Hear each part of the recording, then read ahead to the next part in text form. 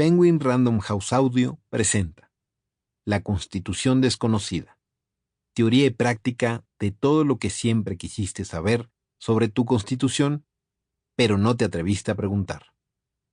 Escrito y narrado por Juan Jesús Garzonofre y Javier Martín Reyes.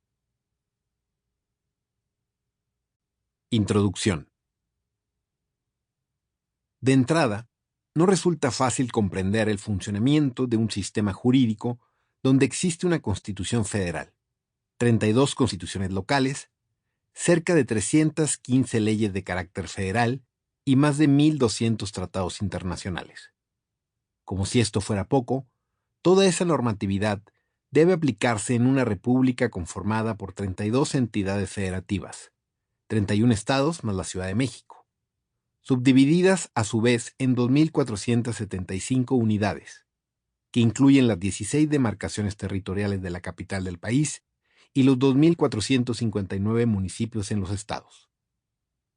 En ese sentido, quizás uno de los pocos aspectos constantes en el sistema jurídico mexicano sean sus tensiones y contradicciones.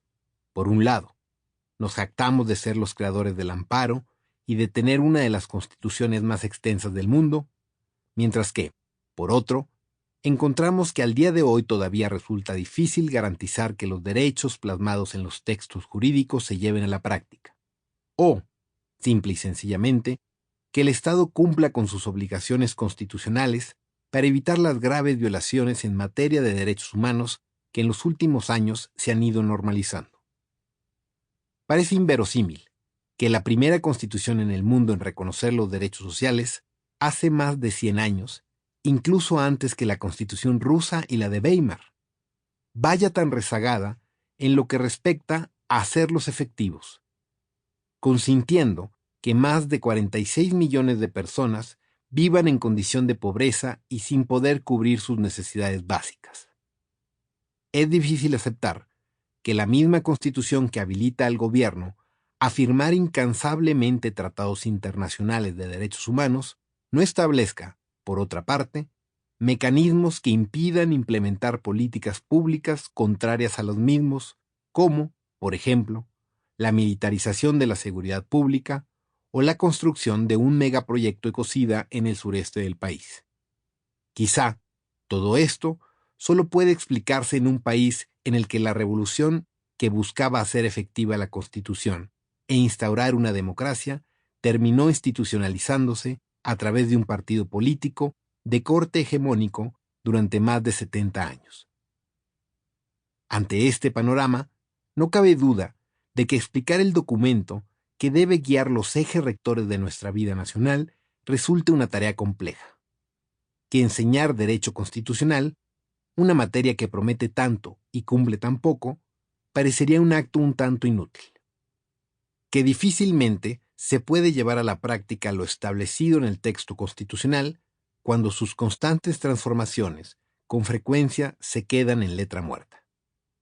Sea por la ausencia de leyes secundarias, de políticas públicas o de recursos suficientes para garantizar efectivamente lo que dicta la Constitución.